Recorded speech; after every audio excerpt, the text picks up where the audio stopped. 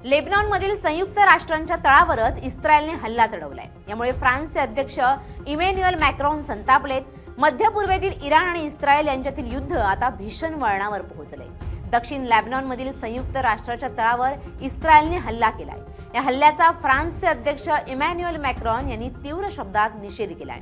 हे युद्ध आता मध्य पूर्वेच्या इतर भागातही वेगाने पसरत असल्याच्या भीतीने जागतिक समुदायात सध्या चिंतेचं वातावरण पाहायला मिळतंय। इमॅन्युएल मॅक्रॉन यांनी सिरियाचे अध्यक्ष अहमद अल शरा आणि लेबनॉनचे अध्यक्ष जोसेफ औन यांच्याशी फोनवरून चर्चा केली। या संवादानंतर मॅक्रॉन यांनी सोशल मीडियावर प्लॅटफॉर्म एक्सवर आपली भूमिका स्पष्ट केली आहे। फ्रान्स आपल्या भागीदारांसह हा संघर्ष रोखण्यासाठी प्रयत्नशील आहे। सिरिया आणि लेबनॉनच्या सार्वभौमत्वाचा आणि प्रादेशिक अखंडतेचा आदर राखला गेलाच पाहिजे असं त्यांनी ठामपणे सांगितलंय। सध्या सुरू असलेल्या अस्थिरतेच्या काळात दहशतवादाला कोणतीही जागा मिळता कामा नये। प्रदेशातील प्रत्येक देशाचं स्वातंत्र्य अबाधित राखण्यासाठी फ्रान्स सर्वतोपरी प्रयत्न करेल असंही मॅक्रॉन यांनी म्हटलंय।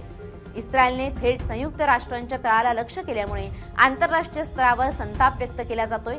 दक्षिण लेबनॉनमध्ये शांतता राखण्यासाठी संयुक्त राष्ट्राचं दल महत्त्वाची भूमिका बजावत आहे। या दलाच्या सदस्यांवर झालेला हल्ला ही गंभीर बाब असून फ्रान्स या दलाच्या पाठीशी खंबीरपणे उभं राहील अशी ग्वाही मॅक्रॉन यांनी दिली आहे। या नव्या घडामोडींमुळे इस्रायल आणि पाश्चात्य देशांमधील राजनैतिक संबंधांमध्ये तणाव वाढण्याची शक्यता निर्माण झाली आहे। इराण आणि इस्रायलमधील संघर्ष आता केवळ दोन देशापुरता मर्यादित न राहता लेबनॉन आणि सिरियापर्यंत पोहोचलाय। अमेरिकेच्या पाठिंब्याने इस्रायलने सुरू केलेल्या या मोहिमेमुळे संपूर्ण मध्य पूर्व आशियात युद्धाचा बर्मा पेटण्याची शक्यता निर्माण झाली आहे। या पार्श्वभूमीवर फ्रान्स सारख्या जागतिक महासत्तेने घेतलेली ही भूमिका अत्यंत महत्त्वाची मानली जाते।